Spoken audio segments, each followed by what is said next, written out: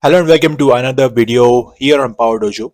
In this video, we're going to have a look at the new card visual for which we're going to use the dataset you see on screen. The IPL final just concluded. Now we know who won the 2025 edition of the IPL. For this dataset, I have enlisted all the past winners as well as the runner-ups of the 18 editions so far. Let's switch to report view in which we'll create the new card visual. So in the visualizations pane over here, you will see this icon, the new card visual. If you have to click on it, you can enter the data fields either in data or categories. So the categories that we are going to choose are, of course, the edition. So on one side, we'll see the categories in which we have the edition 2008, 2009, and the data fields which will populate in the data field is the winner.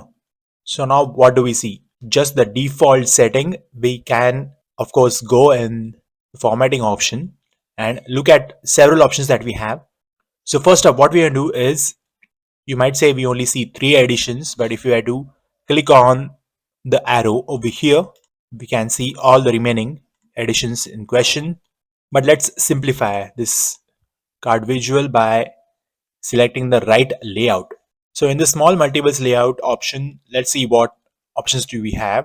So in small multiples arrangement, instead of single column or single row, what we'll do is we'll select grid. So what does grid let you do is, will let you choose the style, either cards or table. For this particular case, we'll choose the card style. In the layout, we have an option which you can choose the maximum number of rows or the columns. So let's add one more row like this and add 2 other columns like this. We can also change the spacing between the cards. If needed, we can also change the border in the individual cards, but for the timing, we'll keep it black. So the layout is fine, but we need to work around where we want the header to be. So for that, we need to go in the small multiples header. We will choose the orientation of the header. Let the position be at the right, or let's say left, like this. So we are able to see the header as well as the winner of that edition.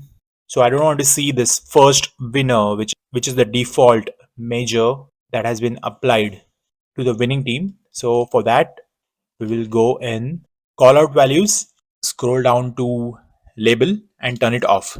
So you'll see the first winner by default label of the winning team has disappeared.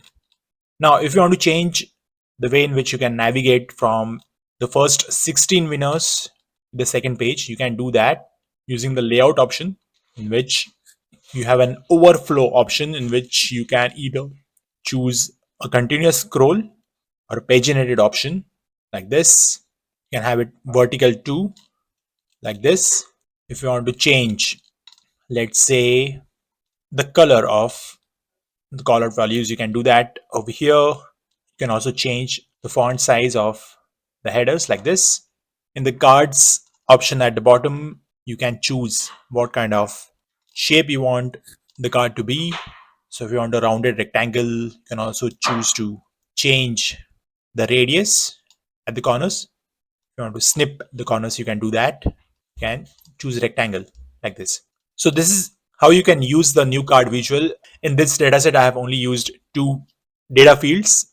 In your case, you might have several data fields. You can choose to play around with the options that you have over here. You can have multiple categories, include multiple data set fields in your card visual. So that's all for this video. Don't forget to like and subscribe. Do let me know in the comments of what you thought about it. I will see you in the next video.